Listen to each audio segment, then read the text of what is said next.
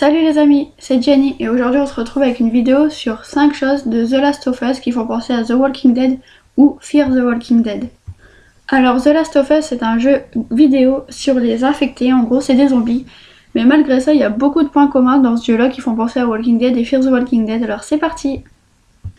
Alors on commence avec un tout petit truc, c'est le logo. Le logo de The Last of Us, il est complètement pareil que celui de The Walking Dead, l'écriture c'est la même. Donc déjà ça, quand tu commences le jeu, tu te dis ok, on va arriver dans un univers à la Walking Dead, c'est génial.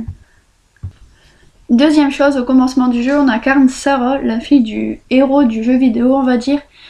Et quand elle se réveille, son oncle il l'appelle, il lui dit c'est la folie, tatati tatata.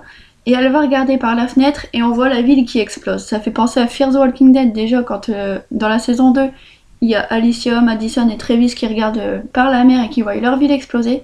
Et ça peut faire penser à The Walking Dead saison 2 aussi, quand Shane et Laurie et Carl sont sur l'autoroute et que Atlanta se fait bombarder sous leurs yeux.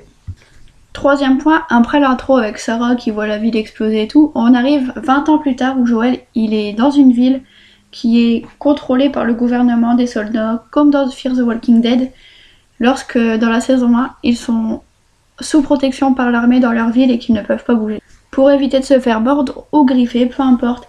Et un autre point commun entre deux, un tout petit point commun, c'est qu'on pourrait dire que dans Fear the Walking Dead, les morts-vivants, enfin les zombies, ils les appellent les infectés, et parfois dans The Last of Us, ils appellent aussi les morts-vivants les infectés.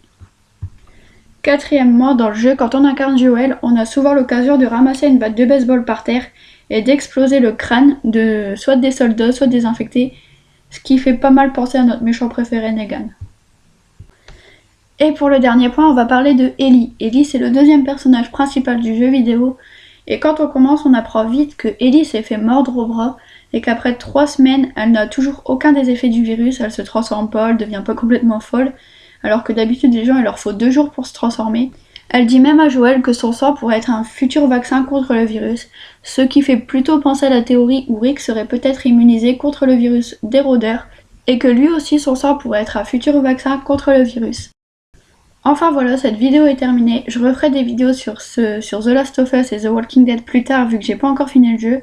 En attendant, si vous avez aimé la vidéo, vous pouvez liker, vous abonner, ça fait toujours plaisir.